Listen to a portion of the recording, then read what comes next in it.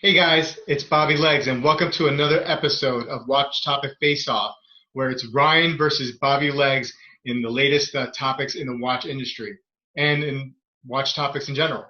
Ryan, how you doing, and what are you wearing today?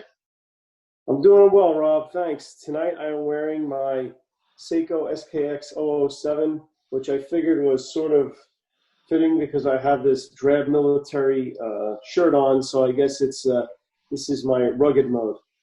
Sweet. Well, it looks like it's Seiko's all around. I'm wearing the Arnie that I picked up Uh, awesome. based on your recommendation last week.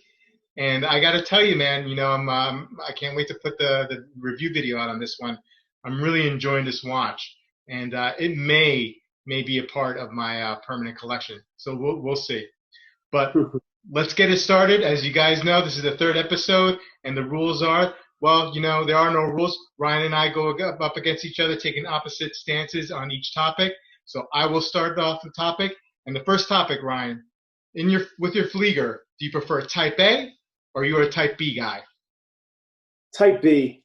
Having worn a Type B Flieger, I have a Loco. The ability to see the minutes and seconds so succinctly and beautifully sharp. Can't go back now. It's meant for the bombers where you need precision and accuracy. And now I understand why the design was so important and a great horological, I guess, invention, so to speak. I don't know, man. I mean, when I see that Type B, I mean, and this is coming from a guy who likes complicated watches and likes a lot of things on the dial, but I cannot get over the minute track, the minutes on the Type B. It's just too weird for me. Give me 12, 1, 2, 3 all the way around. I'd rather have that any day of the week. Those minute numbers over there around the dial, just way too weird and confusing for me, man. I don't know. I just can't do it. Got to get used to it. It's definitely something to get used to. All right, Rob, the next question is Rolex Submariner, date or no date? Well, this is a very interesting one, and I think you know where I'm going to go with this one. I am a no date Submariner guy. First of all, I kind of like that it's a little bit cheaper than the date, but that's not the real reason. The real reason why I think it's more true to the original classic. And I don't need anything monkeying up that dial. That dial is just beautiful the way it is. And that's why I got that Black Bay 58. Also, no date on that one. Well, of course, I'm going to disagree with you on this, but when I think of the Rolex Submariner, that is going to be the one watch collection for most people, or at least that's the premise. And that Cyclops, that is the watch to me. That is a very important component of it. And without that, it just looks barren and blank. And if I need an everyday watch, it's got to have a date. I need to have limited functionality, but I need the time, seconds, and a date. Yeah, not bad, not bad. Okay, follow-up question. Next question. Okay, sort of Rolex related. Do you go new Rolex or do you go pre-owned? Go. I think it has to be new. It's the most counterfeited watch out there. It's very hard. The fakes are even hard for the experts to figure out without completely stripping the watch apart. Plus, I think for this watch, also, it's not just the counterfeiters. Even the owners may not be buying it from a trusted source, and you never really know what you're getting. And I look for warranty issues as well. It's got to be new. Look, Ryan, I mean, I hear you, but I don't think you always need to get new. And then, especially if you want to get like that stainless steel sports model and you're waiting forever for it anyway, I think pre-owned, if you have a trusted source, if you go with a place like a Bob's Watches or David SW, I think those guys are at the top of their game. They vet those watches, and I think you get a really, really good watch for maybe, for far less. And the last question of the evening, Rob, you going with an Omega, is it going to be the Seamaster or the Speedmaster? Well, this is a tough one for me, but I got to go Speedmaster.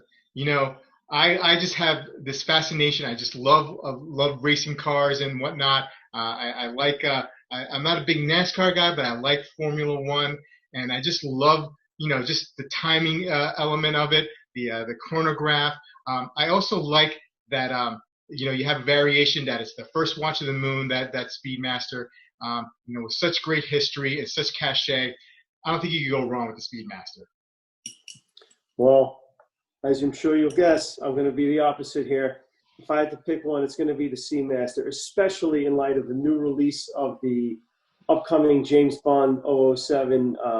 That dial is magnificent. I love the mesh bracelet. But besides that, I am always been conflicted about that Speedmaster. It's a chronograph, which is a function that I still don't know if I can utilize. So for me, the diver is the probably more useful watch without an unnecessary complication. And there's just a lot of other chronographs out there that I find more interesting than the Speedmaster, despite its iconic status, especially in light of the new 007 release.